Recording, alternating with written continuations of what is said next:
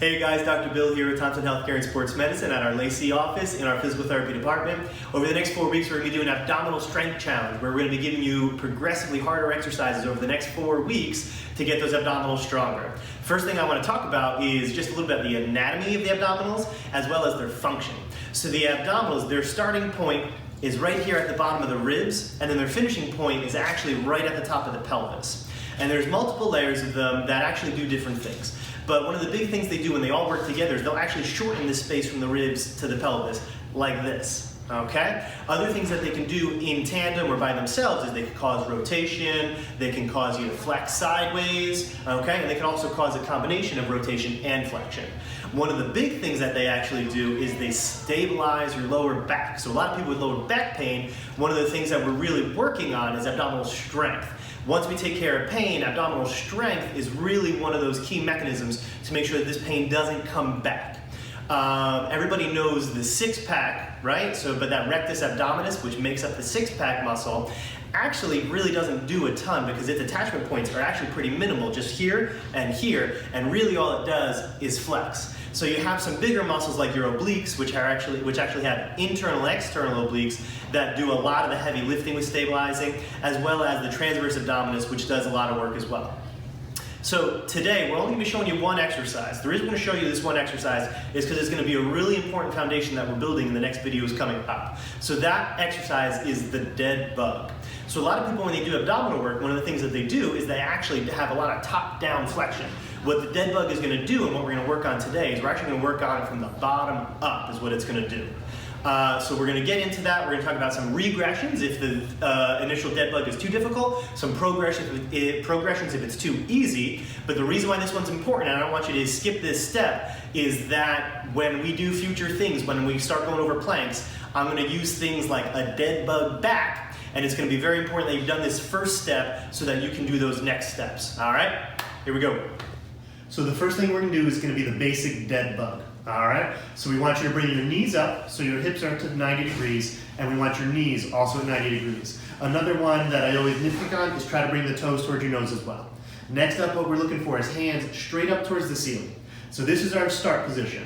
What we want to do from here is we want to flatten the lower back down into the floor, okay? So if you have some issues with this, you can try putting your hand underneath and see how that goes. But really, all you're supposed to do is flatten down into the floor like you're bringing your knees up at an angle towards the ceiling. The upper body shouldn't change at all. You're going to hold that for 10 seconds, and the goal is to do 10 of them. You want to be able to talk or breathe while you're doing them without an issue. So that's 10 seconds. We're going to take a little break, and then we go right back to it, okay? So the goal is 10 for 10 seconds. The next couple are going to be regressions to make this just a little bit easier. Where you want to feel this is you want to feel this right in the abdominal muscles, preferably a little bit lower.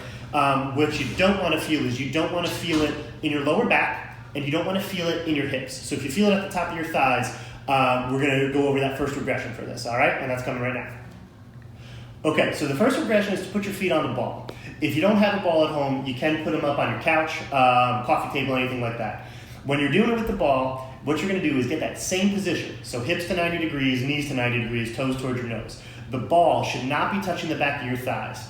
Arms still straight up in the air, and what you're going to do, again, is flatten the lower back. Normally what I say is like there's a $100 bill under there, and you don't want anybody to be able to get it, all right? You're still trying to hold that 10 seconds if you can. If not, 5 seconds is fine, but the goal is to get 100 seconds in the session, all right? And then relax, and then right back to it. Another thing that you might notice is if your head starts coming up off the ground, if you feel like you're flexing your trunk a lot, if you put your hands back a little bit more, it'll make it much more difficult to do that, and it'll put a lot more stress on the lower abdominals. So our final regression is actually just doing a posterior pelvic tilt, okay? But it's still teaching you that dead bug back position. And as you go, you can start to progress through these regressions back to a normal dead bug. So all you're trying to do in this position is flatten the lower back into the ground. You want to make sure that you're not pushing through your heels and you're not squeezing your butt. The big goal, again, is flatten through that lower back, and you can feel that that lower back is flattened right there, and you should be able to feel those belly muscles working. So now we're going to go through a couple of progressions. So if you find that during the week, you're able to hold the original dead bug 10 times for 10 seconds, you're breathing normally, and it's starting to get easy for you, or maybe it's easy the first time you do it, this is a progression that you can do to make it just a little bit harder. Okay? So what we're going to work on is we're going to, again, get that same position, that original dead bug position, flatten down, and then with your knee bent, you're going to touch your heel to the ground, so your heel, not your toe, and then bring it back up. So when you do this, you want to get 10 on both legs, staying 100% still, and back up. You'll know you're doing this wrong if your body starts dancing around everywhere, okay? You know you're not holding tight. What we're teaching your body with this progression is we're teaching that when your hips move, your lower back doesn't have to, because your abdominals are keeping it nice and still and protected. So our next progression is now, instead of the knees bent, now we're going to straighten the knees out.